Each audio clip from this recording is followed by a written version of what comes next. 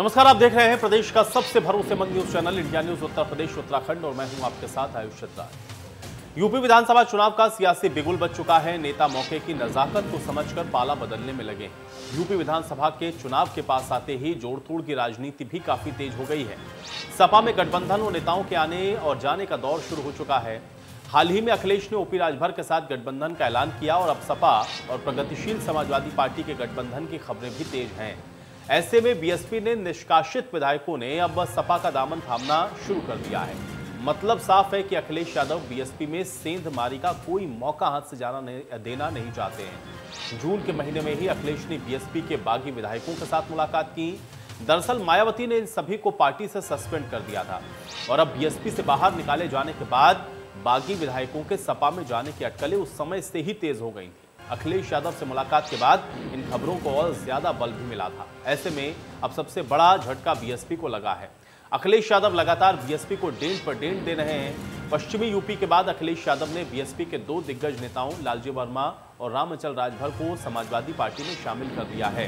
कांग्रेस के भी कई दिग्गज नेता साइकिल पर सवार हो चुके हैं। पश्चिमी यूपी में दिग्गज जाट नेता हरेंद्र मलिक कभी प्रियंका गांधी के सलाहकार थे, लेकिन आज वो साइकिल थामकर वेस्ट यूपी में फर्राटा भर रहे हैं। अब बीएसपी के नेताओं के एसपी में शामिल होने पर मायावती ने ट्वीट पर ट्वीट दागकर दल बदलूओं पर तीखा प्रहार किया है। मायावती का कहना है कि बीएसपी और अन्य विरोधी पार्टियों के निष्कासित किए गए लोगों को सपा में शामिल किए जाने से इस पार्टी का कुनबा और जनाधार आदि बढ़ने वाला नहीं है, बल्कि इससे यह और भी घटता और कमजोर होता हुआ जाएगा। सपा को यह मालूम होना चाहिए कि ऐसे स्वार्थी और दल बदलू किस्म के लोगों को लेने से इनकी खुद की अपनी पार्टी में टिकटार्थी लोग अब बहुत गुस्से में हैं, जो कि अधिकांश बीएसपी के संपर्क में हैं। वैसे भी वो चुनाव में अंदर ही अंदर इस पार्टी को काफी नुकसान पहुंचाने वाले हैं। अब ऐसे में सवाल ये उठता है कि क्या इन दल बदलुओं के सहारे अखिलेश यादव 22 में सत्ता का स्वाद चखेंगे या मायावती जो बात कह रही है उसके क्या मायने हैं? आज इसी पर करेंगे हम आज की बड़ी बहस।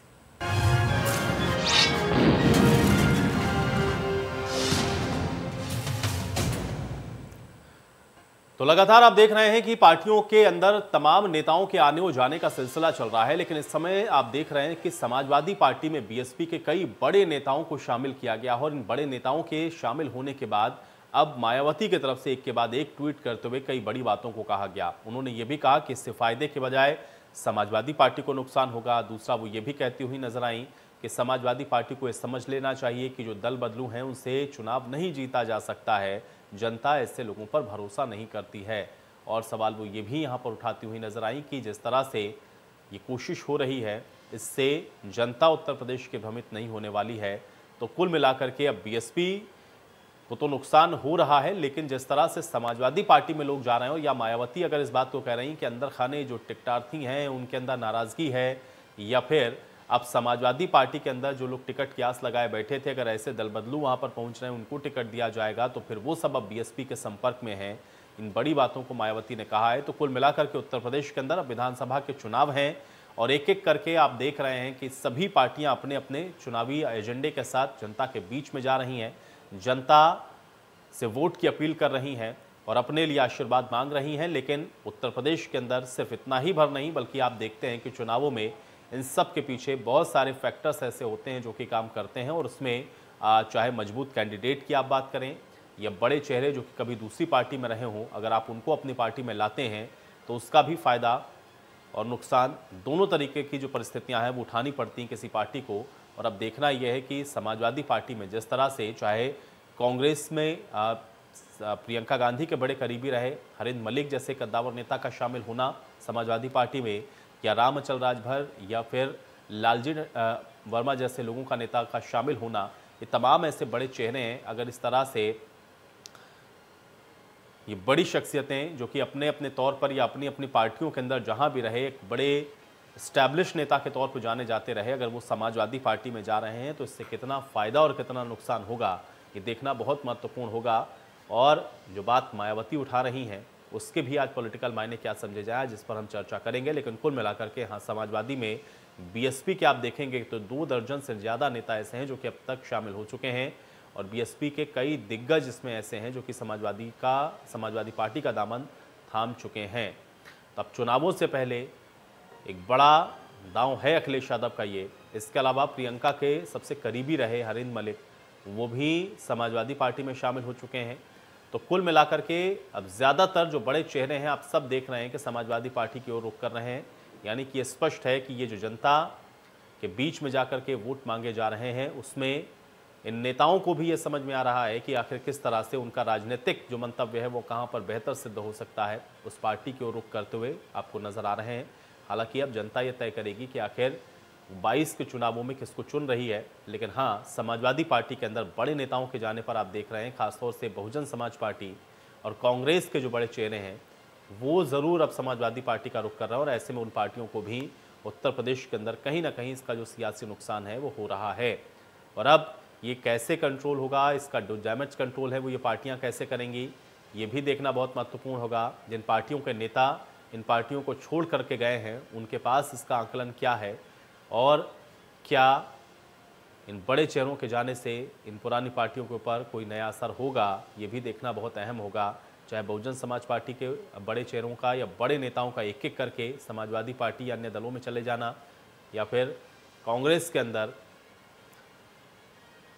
भी जो बड़े चेहरे हैं उनका अन्य पार्टियों की ओर रुख कर लेना, ये सब इस बात को दर्शा रहा है कि उत्तर प्रदेश के अंदर जो विधानसभा का चुनाव है बेहद दिलचस्प है और धीरे धीरे ये और दिलचस्प होता हुआ आपको दिखेगा। लेकिन जिस तरह से समाजवादी पार्टी में लोग शामिल हो रहे हैं, अब उससे कितना फ़ायदा और कितना नुकसान होगा समाजवादी पार्टी को, ये आने वाले भविष्य में देखना होगा। लेकिन हाँ, नेताओं का रुझान आप इस समय देख रहे हैं कि सर्वाधिक समाजवादी पार्टी के ही तरफ है।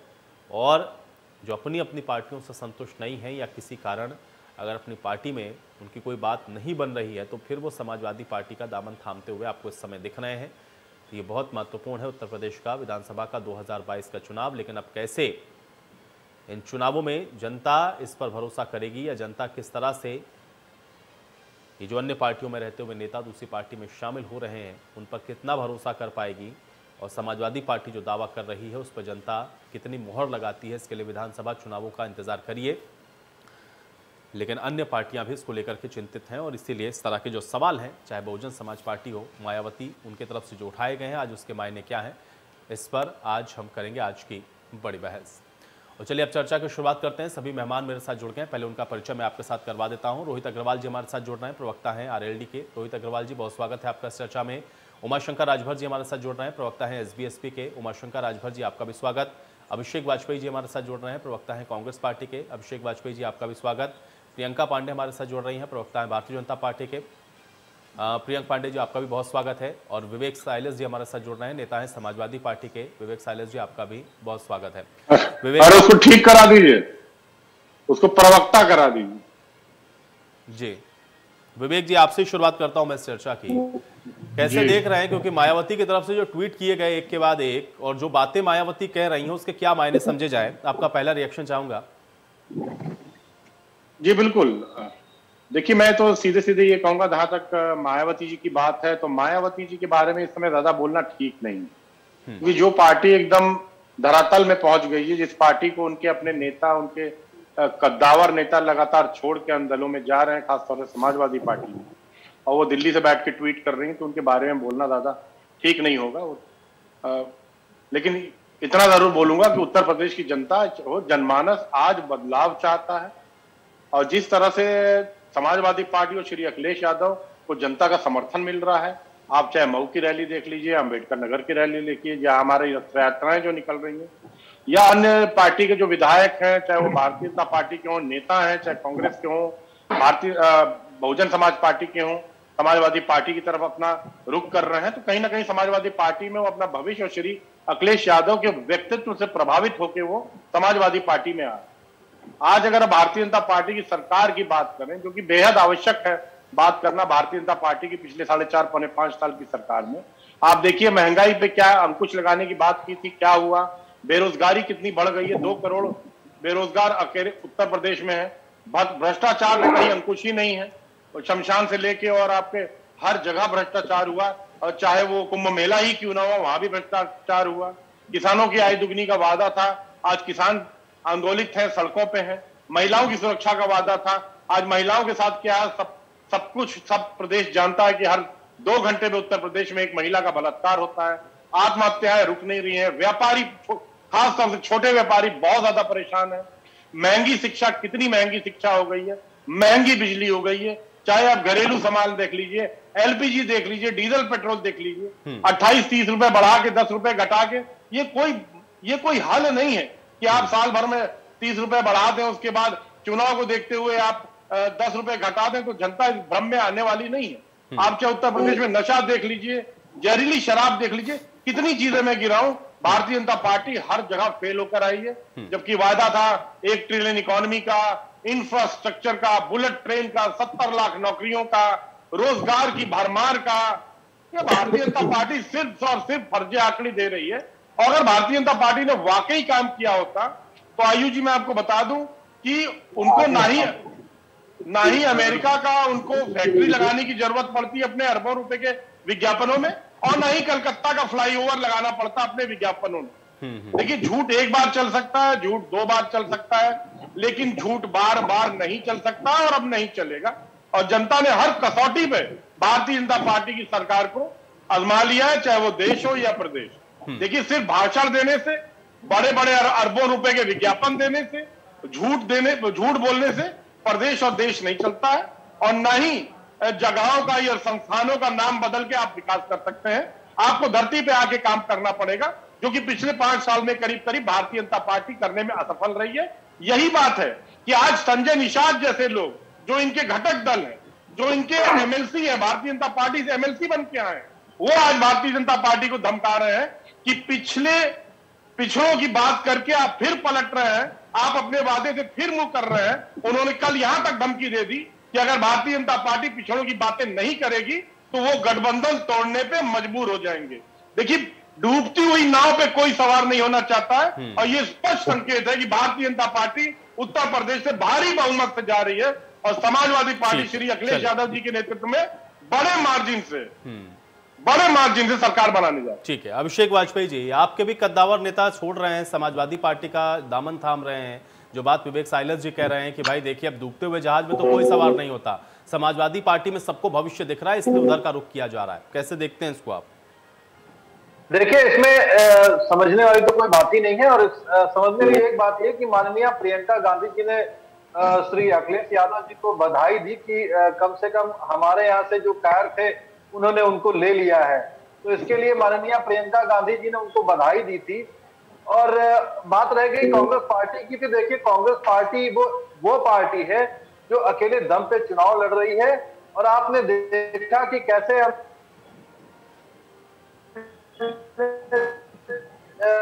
हर जगह पे परचम भी गाड़े हुए हैं, और हम किसी दूसरे के साथ गठबंधन की ओर देख रहे हैं। हम मुद्दों की बात करेंगे और मुद्दों की लड़ाई लड़ेंगे। कांग्रेस पार्टी इकलौती ऐसी पार्टी है जिसने सड़क से सदन तक जनता के हर एक मुद्दे पर चुनाव लड़ा हुआ है, मुद्दों को लड़ा हुआ है सड़क से सदन तक। और साथ में आप देखिए कि कैसे उन्होंने किसानों के लिए अहम योगदान दिया, उनको न्याय दिलाने के लिए, बेरोजगारों को न्याय दिलाने के लिए, महिला सुरक्षा के लिए, हर एक मुद्दे पे न्याय दिलाने के लिए। नहीं, लेकिन अभिषेक जी, मतलब आप ये कहना चाह रहे हैं कि क्या समाजवादी पार्टी ने महिला सुरक्षा की बात नहीं उठाई, समाजवादी पार्टी ने किसानों की बात नहीं उठाई? और अगर आप इतनी ही मजबूती के साथ अपनी बात को उठा रहे थे तो जो लोग कायर भी थे उनको ये तो समझ में आ जाना चाहिए था ना कि नहीं, कांग्रेस मजबूती के साथ लड़ रही, आपके साथ रहते, प्रियंका गांधी के इतने करीबी रहे, हरेंद्र मलिक अगर छोड़ करके समाजवादी पार्टी को ज्वाइन कर रहे हैं तो इसको आप कैसे देखेंगे? कहां वो विश्वास? आप तो अपने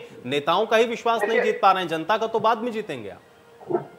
देखिए, कहीं ना कहीं हर किसी को कसौटी पे खड़ा उतरना पड़ता है, या तो देखने पर निर्भर करता है कि आप कितना कसौटी आप परख सकते हैं। अगर वो व्यक्ति जिसने हमेशा कांग्रेस पार्टी के साथ रह करके लोगों जनता के मुद्दों की आवाज उठाई, और आज वो सत्ता की मलाई चाटने के लिए या कोई कुछ और व्यक्ति दूसरी पार्टियों में जाना चाहते हैं तो खुले तौर पे जाए, उनका स्वागत है। इसीलिए उन्होंने माननीय प्रियंका गांधी जी ने उनको बधाई दी थी, नंबर 1 बात। नंबर दूसरी चीज, बात रहेगी विश्वास की। ये विश्वास है हमारा कि हम 2022 में आ रहे हैं और सरकार बना करके आपको दिखाएंगे।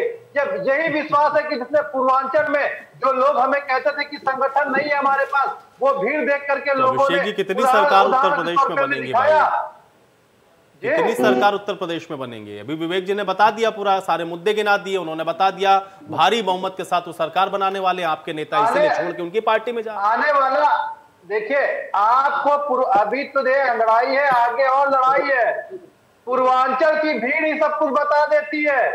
वो लाख पैसों से खरीद करके लाई हुई भीड़ नहीं थी, वो आई हुई जनता की भीड़ थी। कितने सारे चैनलों ने उसको कवरेज किया और लोगों से पूछा क्या आपको पैसे दिए गए थे? उन्होंने क्या पैसे नहीं दिए गए थे।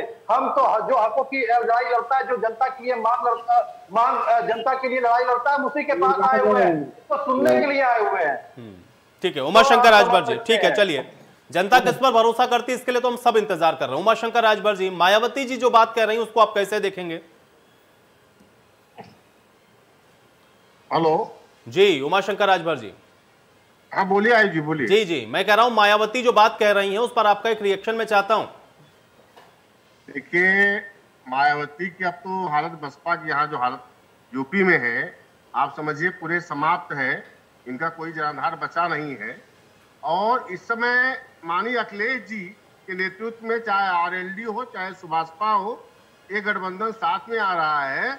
और इस बात को आप मानिए कि 2022 में अखिलेश जी आ रहे हैं उत्तर प्रदेश में। और माननीय योगी जी ने जो इनकी विफलताएं, चाहे कोरोना को लेकर के, चाहे शिक्षा को लेकर के, स्वास्थ्य को लेकर के, पब्लिक महंगाई से इतनी परेशान है और युवा बेरोजगारी से इतना परेशान है कि बाबा जी को खदेड़ने के लिए टोटल तैयार है कि 2022 में खदेड़ा पक्का होगा। जैसे बंगाल में किला हो गए वैसे उत्तर प्रदेश में खदेड़ा हो गए, ये पक्का माननीय नेता ओम प्रकाश राजभर जी कह रहे हैं। और इनको 2022 में इनकी हम जगह दिखा के रहेंगे। और बाबा योगी महाराज को पक्का है कि हम धुआं छोड़ने के लिए केवल गोरखपुर मठ में छोड़ेंगे। प्रियंक जी जवाब दें। देखिए आयुष जी, उधार के ईंट पत्थर लेके ना महल नहीं खड़ा किए जाते हैं। और जहां तक बात रही समाजवादी पार्टी की सरकार को पूरे उत्तर प्रदेश ने देखा है, पूरा प्रदेश चलते हुए देखा है लोगों ने, दंगों को देखा है, छात्रों के साथ होती नाइंसाफी को लोगों ने देखा है, पत्रकार को जिंदा जलते हुए लोगों ने देखा है। आप किन किन मुद्दों पर बात करेंगे? राम वृक्ष मथुरा कांड, राम वृक्ष वाला कांड पूरी दुनिया ने देखा है। गुंडे माफियाओं की राइफल चमकते हुए जो लोगों ने देखा है। आज उत्तर प्रदेश बदल रहा है और 2014 से एक नया आयाम स्थापित हुआ है। उत्तर प्रदेश की जनता ने जो हमारी विचारधारा है उसको चुना है और 14 के बाद से लगातार इन लोगों को जवाब देती आई। चाहे वह 14 हो, चाहे वह 17 हो, चाहे वह 19 हो और 22 में भी हमारी जो विचारधारा है अंत्योदय की, जिसकी हम बात करते हैं कि पंक्ति में बैठे अंतिम व्यक्ति को हर सुविधा पहुंचाने की, वो हम चिरतार्थ कर रहे हैं, लगातार उस पर काम कर रहे हैं। आज प्रदेश में विकास की गंगा बह रही है। लेकिन प्रियंक जी, नेताओं से बड़ा तो मौसम वैज्ञानिक कोई नहीं होता है। आपके सिटिंग विधायक चले जा रहे हैं समाजवादी पार्टी में, कांग्रेस के बड़े कद्दावर नेता जिनकी प्रियंका गांधी से इतनी करीबी, वो समाजवादी पार्टी में जा रहे हैं। बहुजन समाज पार्टी के तो आधे से ज्यादा हम कह सकते हैं कि नेता सब समाजवादी पार्टी में चले गए। आप किस आधार पर कह रहे हैं? आपके एमएलए क्यों छोड़ के आपका साथ जा रहे हैं? अगर हमको इतना ही जानकारी है या उतना ही भरोसा है कि आप प्रचंड बहुमत के साथ वापसी करेंगे तो। आयुष जी, मैंने फिर कहा, उधार के ईंट पत्थरों से महल नहीं खड़े किए जाते हैं। और हमारी विचारधारा है, हम सेवा करने के लिए आए हैं। जो हमारी विचारधारा के साथ रहेगा वो हमारे साथ रहेगा। और जिसको लूट मार डकैती और आतंक फैलाना है वो इन लोगों के साथ जाएगा। हमारे यहाँ आतंक का और लूट मार डकैती के लिए कोई जगह नहीं है आयुष जी। और लगातार उत्तर प्रदेश में आज सुशासन का राज कायम है और जिसको सुशासन के राज में रहना होगा वो भाजपा की विचारधारा से जुड़ा रहेगा। और हम लगातार उस पर काम कर रहे हैं। हम विकास की बात करते हैं, हम अंत्योदय की बात करते हैं, हम पंक्ति में बैठे अंतिम व्यक्ति की बात करते हैं, हम चिकित्सा की बात करते हैं, हम सेवा की बात करते हैं। आज चुनावी मौसम में ये सब जो अभी तक क्वारंटीन थे, आज ये चुनावी मौसम में टूरिज्म करने जो निकले हैं, जनता इनके मंसूबों पर पानी फेरने जा रही है। और लगातार आप आयुष जी देखिए, पूरा प्रदेश दोनों हाथ फैलाकर हम लोगों को आशीर्वाद देने जा रहा है और हम लोग पूर्ण बहुमत के साथ सरकार बना रहे हैं। चलिए, 3 सरकारें तो इतनी देर में बन गई, 3 सरकारें तो बन गई। अब जनता पर छोड़ते हैं कि कितनी सरकार बनती। रोहित अग्रवाल जी, मायावती जो ट्वीट कर रही है उसके क्या मायने समझे जाएं?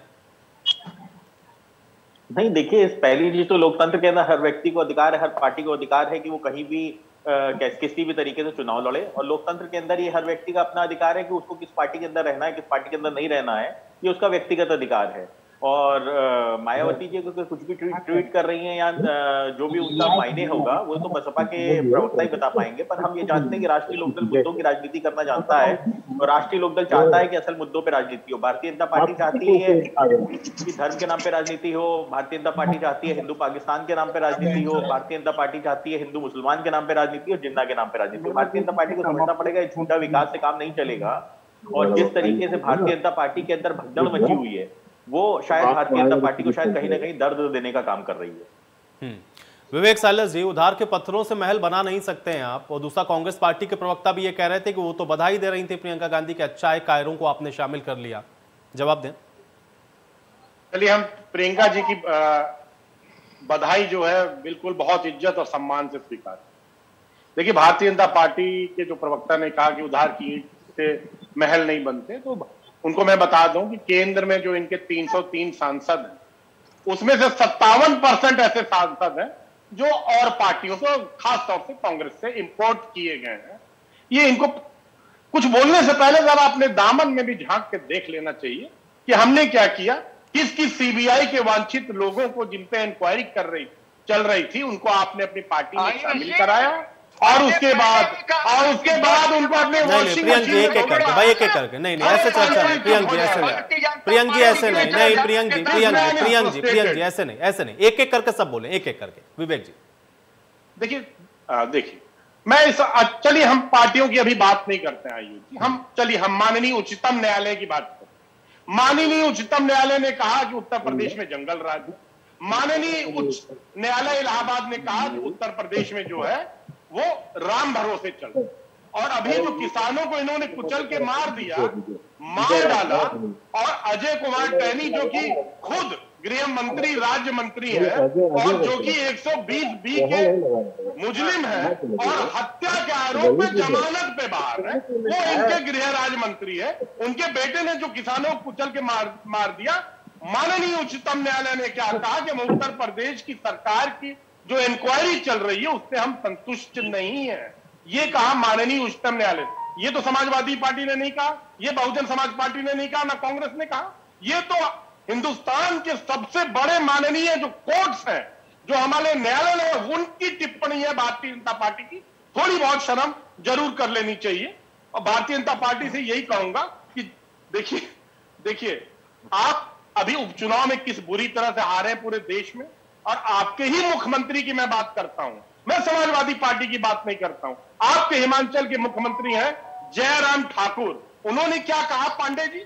उन्होंने कहा केंद्र सरकार द्वारा महंगाई के कारण आप सारी की सारी सीटें हिमाचल प्रदेश में हार के निपट गए। जो मंडी की सीट आपने 4.5 लाख वोट से जीती थी, वही सीट कांग्रेस पार्टी ने 64,000 वोट पे वापस ले ली। तो कहीं ना कहीं जनता का आक्रोश सिर्फ उत्तर प्रदेश में नहीं पांडे जी, उत्तर प्रदेश के बाहर भी भारतीय जनता पार्टी को झेलना पड़ रहा है। और यही होने वाला है आयुष जी उत्तर प्रदेश के चुनाव में 2022 में। ये जो भारतीय जनता पार्टी की झूठे वादे हैं, जो भारतीय जनता पार्टी की झूठ, ये ठीक कह रहे थे कि हम 14 में आए, 17 में आए, 19 में आए। मैंने तो पहले इस बात को कह दिया था, झूठ एक बार चल सकता है, 2 बार चल सकता है, 3 बार चल सकता है, लेकिन झूठ बार बार नहीं चल सकता। और वही अंजाम होने वाला है भारतीय जनता पार्टी की कि सत्ता में जो 14 साल बाद ये लोग आए थे, अब सत्ता में बुरी तरह से बाहर होने जा रहे हैं और समाजवादी पार्टी भारी बहुमत से उत्तर प्रदेश में सरकार बनाने जा रही है। ठीक है, अभिषेक जी जवाब दें। देखिए आयुष जी, मैं सबसे पहले भारतीय जनता पार्टी के मित्र को बधाई दूंगा और साथ में उनको एक शेर सुनाऊंगा कि सूप बोले चलनी क्या बोले, जिसमें 72 शेर हमारे 72 शेर, जिसमें हमारे यूपी के बड़ी प्रचलित मुहावरा है और कहावत है। ये वो बात करते हैं उधार के पत्थर लेकर के जो बात कर रहे थे अभी, तो उनको शर्म आनी चाहिए। उत्तर प्रदेश में कैसे इन्होंने सरकार बनाई, ये किसी से छिपा हुआ नहीं है, और सरकार बनाने के बाद कैसे अपने सहयोगियों को ये खत्म कर देते हैं, ये किसी से छुपा हुआ नहीं है। अरे आज अगर आप बात करते कि अभी आप बात कर रहे थे कि विकास की गंगा बहा दी, अरे कहां पे गंगा आपने बहाई? आपने सिर्फ एक जगह गंगा बहाई, अपने पूंजीपति मित्रों की जेबें गर्म करने वाली गंगा बहाई है। और आप लोग तो वो लोग हैं जो 14 कोसी परिक्रमा के राजमार्ग का भी पैसा खा जाते हैं। आप लोग तो वो हैं जो चुनाव जीतने के लिए लाठी डंडा कट्टा बम बारूद से पीछे नहीं हटते हैं। आप लोग वो हैं जो महिलाओं की इज्जत का चीरहरण करने के लिए चुनाव में आप पीछे नहीं हटते हैं। आपके कार्यकर्ता वो लोग हैं जो उत्तर प्रदेश में लोग जो किसान थे उनकी उपज थी उनको एमपी में सप्लाई करवा रहे थे, जो पकड़ा गए तो कौन निकले? भारतीय जनता पार्टी के लोग। आपके वो लोग हैं, आपके कार्यकर्ता वो लोग हैं जो जुआ खेलते हुए पकड़ाते हैं आपके मंडल उपाध्यक्ष। तो आपको कैसे कहा जाए कि आप कैसे लोग हैं?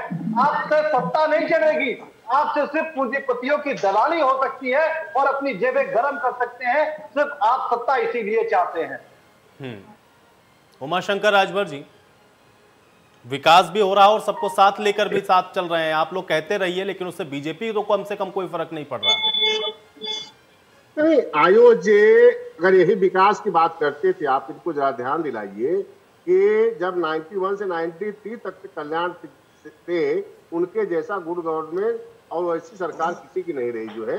इसके बाद सोचिए कि इनका जो उत्तर प्रदेश में 14 साल का वनवास अगर समाप्त करने का किसी ने काम किया तो माननीय नेता ओम प्रकाश राजभर जी ने किया। इस बात को उनको याद दिलाइए कि उत्तर प्रदेश का आपका जो 14 साल का वनवास था, बहुत आपने विकास किया 14 में, लेकिन 17 में जब तक हम साथ में नहीं आए तब तक आप जो है आपकी नैया पार नहीं हुई। और विकास की बात करते हैं, इनको बता दीजिए ना कौन सा ऐसा उद्घाटन किए हैं जिसका शिलान्यास किए हैं, जिसका उद्घाटन कर पाए हैं जो है। यह तो केवल जो माननीय अखिलेश जी ने जो काम किए थे 2012-17 तक, उसी का यह उद्घाटन कर रहे हैं। दूसरा इनके पास कोई काम नहीं है। दूसरी बात कानून व्यवस्था की जो कह रहे हैं, इनको जरा पूछिए कि जो उन्नाव में हुआ था वह क्या हुआ था? हाथरस में रात में बेटी जलाई गई थी, उसका क्या हुआ था? और अभी गोरखपुर में मनीष गुप्ता हत्याकांड आप जानते ही होंगे। और इनकी कानून व्यवस्था तो ऐसी है कि इनके सोचिए कि अजय कुमार मिश्रा जो टेनी जी हैं, लखीमपुर में 25 सितंबर को धमकी देते हैं कि हम जो है देख लेंगे, हम अगर अपने पे उतर आए। तो वही हालत मानी अमित शाह जी क्या कह रहे थे कि वो दूर दूर तक देखो उत्तर प्रदेश में कोई अपराधी दिखाई नहीं देता है, लेकिन वही हालत हो गई आयुष जी। घर में छोरा, शहर में डिडोरा, यानी वही मंच पे बैठे हुए अजय कुमार मिश्रा टेनी जी, जिसके ऊपर आपराधिक जो जमानत पे बेल पे है, किसके बाद यह कह रहे हैं कोई अपराधी नहीं है। यह तो अपराध सोचिए कि उत्तर प्रदेश की क्या हालत बना के रखे। जनता इनको, युवा हो चाहे महिला हो, इनको हर मुद्दे पे इनको ढूंढ रही है। और ढूंढ करके पक्का मानिए कि 2022 में यह जा रहे हैं। इनका जो झूठ का पुलिंदा था, यह झूठे वादे किए थे, सब फेल होने जा रहा है। एक भी काम नहीं किए। अगर काम करते इनके सांसद, इनके विधायक, क्या पब्लिक उनको मारती, क्या दौड़ाती? क्या अगर ये काम किए होते? तो काम के नाम पे तो कुछ नहीं है। यह केवल पिछले जो सरकारों काम किया गया है उसी का ये केवल उद्घाटन कर रहे हैं, दूसरा कोई काम नहीं कर रहे हैं। प्रियंक जी जवाब दें। मैं एक एक करके सिलसिलेवार तरीके से जवाब देता हूं। पहले मैं अपने भाई समाजवादी पार्टी के प्रवक्ता विवेक जी का जवाब दे दूं। बहुत अच्छी बात उन्होंने कही थी कि उत्तर प्रदेश, इतना काम अखिलेश यादव जी ने किया था, इतना काम किया था अखिलेश यादव जी ने कि प्रचंड बहुमत की उनकी सरकार 40 सीटों तक सिमट गई थी। पूरे प्रदेश में जंगल राज था, माफिया और गुंडाओं यहाँ पर हावी थे। और आज ये स्थिति हो गई है कि इनको लोकसभा चुनाव में भी ये अभी तक जहां से ये नेता उधार लेकर आ रहे हैं उसी के साथ ये गठबंधन किए। लोकसभा चुनाव में आपने हसरन का देख लिया है और विधानसभा चुनाव में भी आपने देखा था इन्होंने कांग्रेस के साथ गठबंधन किया। उनका क्या हुआ? अब मैं आता हूं कांग्रेस के साथी के साथ। बहुत बढ़िया बात, सूप बोले सूप, सूप चलनी भी बोले। जिसका संगठन में न कोई एक व्यक्ति है, न कोई संगठन है, जनता जिसको विपक्ष में बैठने की भी जगह नहीं देती है, वो ऐसी बात करता है। कांग्रेस की आज वो हालत है कि पूरे देश की जनता कांग्रेस को नकार चुकी है और पूरे देश की जनता ने ये बना लिया है कि आज हम हिंदुस्तान से कांग्रेस को एकदम मुक्त करके दिखाएंगे। अब आइए मैं अपने भाई राजभर उमाशंकर जी की बात का जवाब देता हूं। बहुत बढ़िया बात इन्होंने कहा, अखिलेश यादव जी की बखान मंच जी मैं जवाब देना चाहूंगा। जी अभिषेक जी मैं आऊंगा एक एक करके। बीच में ना इंटरप्ट करिए। इनके नेता ने सही कहा था, ओम प्रकाश राजभर जी ने मंच से कहा था, जो अपनी मां, बहन, बेटी, भाई के साथ घात करेगा वो समाजवादी पार्टी के साथ जाएगा। और मैं आयुष जी आपको बताना चाहता हूं, विकास देखने के लिए घर से बाहर निकलना पड़ता है। 5 साल घर में बैठ के ये लोग सोए हैं, आज चुनावी मौसम में निकले हैं फिर से यात्रा करने। जनता इनको भरपूर जवाब देने जा रही है। और रही बात कामों की, तो काम के लिए आप घर से बाहर निकलिए ना। आज उत्तर प्रदेश में हर जगह विकास ही विकास नजर आ रहा है। और चाहे वो एक्सप्रेसवे उठा के देख लीजिए, 5-5 नए एक्सप्रेसवे, सड़कों का जाल देख लीजिए, लॉ एंड ऑर्डर देख लीजिए, चिकित्सा व्यवस्था उठाकर देख लीजिए। कौन भूल गया है अनिल यादव को पब्लिक सर्विस कमीशन वाले मामले में? जी, लेकिन अभी प्रदेश के युवाओं ने वो बात याद करके रखी है। लेकिन आपके एक्सप्रेस के नाम पूछे जाएंगे अभी, और नए प्रोजेक्ट्स के नाम पूछे जाएंगे कि जो चालू हालत में आ गए। आयुष जी बताइए क्या पूछ रहे हैं? प्रियंक जी मैं ये कह रहा हूं कि कौन सा एक्सप्रेसवे शुरू हो गया जिस पे गाड़ियां फर्राटे भर रही हैं? पूर्वांचल एक्सप्रेसवे 16 तारीख को हमारे माननीय प्रधानमंत्री जी लोकार्पण करने जा रहे हैं, जिस पर अखिलेश यादव फर्राटा भर के अभी गए हैं, है ना? जिसमें अखिलेश यादव अभी फर्राटा भर के गए हैं, वो एक्सप्रेसवे चालू हो चुका है। लोकार्पण 16 तारीख को करने जा रहे हैं। और आयुष जी मैं आपको बता दूं, यहाँ पर भ्रष्टाचार वाला हिसाब किताब नहीं है। हम लोग ठोस और पुख्ता काम करने वाले लोग हैं। हर जगह को, हर चीजों को व्यवस्थित ढंग से, आज चिकित्सा व्यवस्था के बारे में आप देख लीजिए, एयर कनेक्टिविटी के बारे में देख लीजिए, सड़कों के जाल के बारे में आप देख लीजिए। ये किसका विजन है? चलिए हमारे माननीय अटल बिहारी वाजपेयी जी का विजन है। एक एक करके मैं आप जवाब लेता हूं। पहले विवेक जी, प्रदेश से प्रदेश को देश से विवेक जी जवाब। भारतीय जनता पार्टी काम कर रही है आयुष जी, और वो जनता लगातार भारतीय जनता पार्टी को उसी काम का आशीर्वाद दे रही है। मैं जवाब देना चाहूंगा। पिछले चुनाव, चलिए ठीक है रोहित जी ठीक है। रोहित जी मैं आ रहा हूं आपके पास। रोहित जी मैं आपके ही पास आ रहा हूं, लेकिन देखिए मुझे थोड़ा सा समय डिवाइड करना पड़ता है क्योंकि 3 गठबंधन वाले लोग हैं, 2 अलग अलग हैं। थोड़ा मेरी मजबूरी भी समझिए। चलिए ठीक है रोहित अग्रवाल जी, ठीक है। प्रियंक जी ठीक है। चलिए रोहित अग्रवाल जी। देखिए भारतीय जनता पार्टी प्रवक्ता अभी बात कर रहे थे विकास विकास विकास विकास। मुझे लगता है इन्होंने विकास का नारे की माला जप शुरू किया है कि विकास की माला जपने से विकास हो जाएगा, पर इन्होंने एक भी विकास का कार्य नहीं बताया। मुझे भारतीय जनता पार्टी के प्रवक्ता 5 विकास के काम गिनवा दें जो भारतीय जनता पार्टी ने प्रदेश सरकार ने किए हों। केंद्र के सरकार के काम ना गिनवाना शुरू कर दीजिएगा। प्रदेश की सरकार ने जिसका लोकार्पण किया और जिसका फीता काटा हो अभी तक। भारतीय जनता पार्टी के पास सिर्फ और सिर्फ ये काम है कि माला जपते रहो कि सब कुछ ठीक हो गया, ऑल इज वेल, और शायद देश की जनता दोबारा जुमलों में फंस जाएगी और ऑल इज वेल समझ लेगी। ये बात कर रहे थे कि साहब बाहर निकलेंगे तब विकास दिखाई पड़ेगा। अरे भाई मान्यवर, आप बाहर निकलेंगे तब आपको सड़कों पे गड्ढे दिखाई पड़ेंगे। जिन सड़कों को गड्ढा मुक्त करते करते आपके 5 साल का कार्यकाल पूरा होने वाला है, पर अभी तक वो सड़कें गड्ढा मुक्त नहीं हुई हैं। और उसका प्रतीक खुद मुख्यमंत्री जी हर बार टाइमलाइन है उसको बढ़ा के करते हैं। समय लग गया, इतना लूटा वो गड्ढे पाटने में आपको 5 साल लग गए, तो आपको शर्म आनी चाहिए। आपको सरकार में बने रहने का कोई काम नहीं है। आपको सरकार में बने रहने का कोई अधिकार नहीं है जब आपको गड्ढे पाटने में। चलिए ठीक है चलिए अब विवेक जी से मैं जवाब ले लूं। ठीक है चलिए ठीक है। ये राजभर भी मुझे लग रहा है अभी रोड पे खड़े हैं और इनका कैमरा अगर बाहर रोड पे दिखवा दीजिए दिख जाएंगे।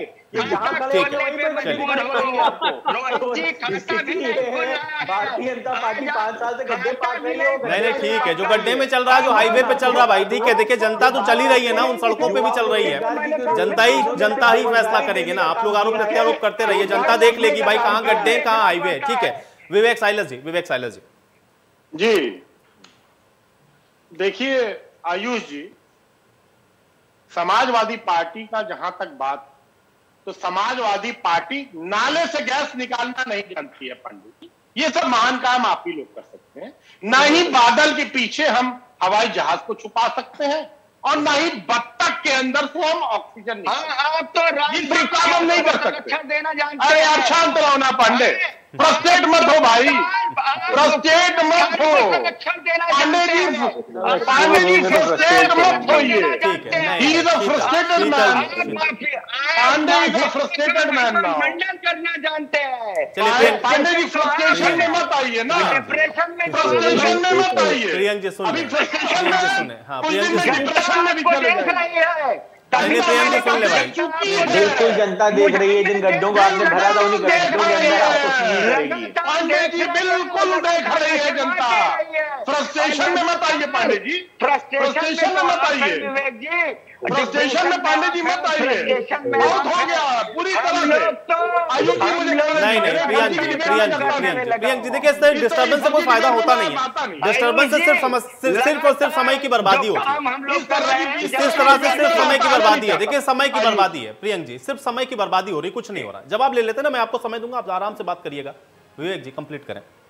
देखिए इन्होंने कानून व्यवस्था की बात की, चलिए हमने देखा कि सड़कों पे किस तरह से कानून व्यवस्था की धज्जियां उड़ाई जाती थी, आज भी उड़ाई जा रही। लेकिन भारतीय जनता पार्टी की सरकार में क्या हो रहा है? जेलों के अंदर हत्याएं हो रही, कैदी भी मारे जा रहे हैं और जेलरों को बंधक तक बना लिया जा रहा है। जेल के अंदर आगजनी हो रही है और दंगा हो रहा है और पांडे जी बैठ के यहां मुस्कुरा रहे हैं।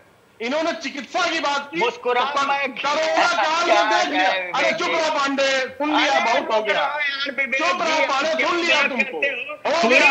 अब चलने का बेला, अभी चलने का बेला है, अब जाने का बेला है पांडे। तुम भी आ जाओ, सपा में आ जाओ। कुछ नहीं, खेला खत्म, खेला खत्म पांडे जी। अब कोई नहीं बचा सकता।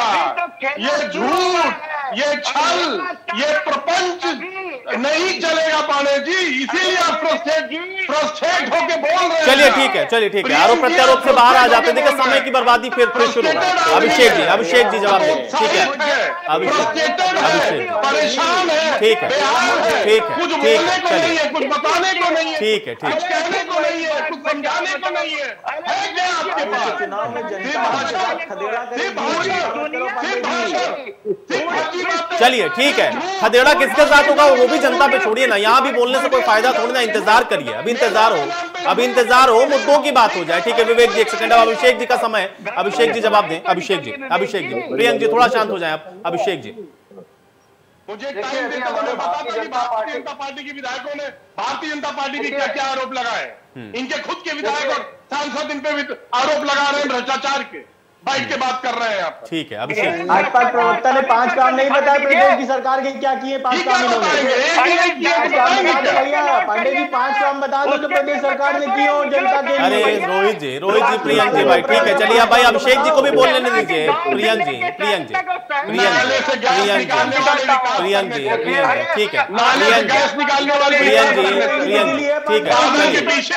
ठीक है, विवेक जी और ठीक है, विवेक जी प्रियंक जी दोनों लोग शांत हो जाइए, दोनों लोग शांत हो जाइए भाई। समय खराब करने से कुछ हासिल नहीं होगा, बात आ जाए दूसरों की भी बात आ जाए। ठीक है चलिए विवेक जी, आपने कई बार ये बात दोहरा दी। अब नाले से कौन गैस निकाल रहा है, कौन बतख से ऑक्सीजन ले रहा है, ये भी जनता पर ही छोड़िए ना। अब अभिषेक जी को बोलने दीजिए। अभिषेक जी देखिए, हमारे भारतीय जनता पार्टी के मित्र कांग्रेस पार्टी की बात कर रहे थे, इनको अभी तक नहीं समझ में आया कि बिल्ली के आंख बंद करने से ऐसा नहीं होता कि दुनिया देख नहीं रही। अभी सारे उपचुनाव हार के बैठे हुए हैं, उसके बाद ये कांग्रेस पार्टी की बात कर रहे हैं। इनको समझना चाहिए। और मैं इनकी जानकारी के लिए बता दूं कि जो अभी मोदी जी की बात कर रहे हैं, 2014 से लेकर के 20 तक योगी जी की बात कर रहे हैं, तो मैं आपको एक आंकड़े बता दूं। 2014 से लेकर के राहुल गांधी वाली सीट अमेठी वाली बता दीजिए जरा सा। अमेठी वाली सीट बता दीजिए, अमेठी वाली सीट के बारे में बता दीजिए, जो सदा से आपके साथ है उसके बारे में बता दीजिए जरा सा। और तकरीबन 88,000 अमेठी वाली सीट के बारे में पूछ रहे हैं। आत्महत्या कर ली उन्होंने, छोड़ के चले किसानों ने तकरीबन 78,303 किसानों ने आत्महत्या कर ली। और खेती और मजदूर जो थे 2014 से लेकर के 20 तक में 35,122 खेती और मजदूरों ने आत्महत्या कर ली। और सुनिए, डेली वेजेस के जो मजदूर थे उन्होंने 1,93,795 लोगों ने आत्महत्या कर ली। और सुनिए, गृहिणियों ने महंगाई की वजह से तकरीबन 1,52,127 गृहिणियों ने आत्महत्या कर ली। कुल मिलाकर के 9,52,175 कुछ तो शर्म कीजिए आप। कहाँ लेकर मुझे मैं तो पूछ रहा हूँ पूंजीपतियों की दलाली करके कहाँ जाएंगे? अगर आप जनता का विश्वास खो देंगे तो कोई हल नहीं आएगा। चलिए प्रियंक जी बिल्कुल ठीक है। चलिए प्रियंक जी काम गिना दीजिए भाई, काम गिना दीजिए, क्योंकि काम के ऊपर ही सारी बात आके अटक जाती है। इधर उधर की बात करने का कोई फायदा नहीं है। प्रियंक जी ठीक है, चलिए एक सेकंड। प्रियंक जी 2 सीट रहे पूरे उत्तर प्रदेश में, क्या करते हैं अभी बात कीजिए। 2022 से भी आपको पता चलेगा राजस्थान की कोई सीट आप बचा नहीं पाए, एमपी में सीट आप बचा नहीं पाए। आप मुझे बताइए अमेठी के बारे में जनता ने क्यों नकार दिया उसके बारे में बताइए। रायबरेली में भी चलो नहीं चलिए आपको अभी भी आप विकास के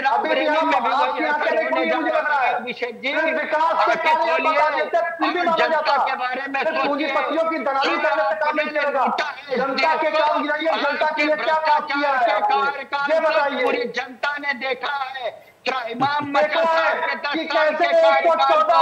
चलिए जनता ने देखा, और इसी रिमार्क के साथ मैं चर्चा यही समाप्त करूंगा। बहुत शुक्रिया आप लोगों का समय निकालने के लिए, चर्चा का हिस्सा बनने के लिए। हालांकि अब जनता ने सब देखा और जनता को ही ये तय करना है। अपनी अपनी जगह जरूर उठाए जा रहे हैं, लेकिन हाँ ये भी उतना ही सच है कि जो दल बदलू हैं वो भी एक पार्टी को छोड़कर दूसरी पार्टी में जा रहे हैं, और अब जनता को ही ये तय करना है कि आखिर वो उन पर भरोसा किस प्रकार से करती है। आज बड़ी बहस में मेरे साथ फिलहाल इतना है।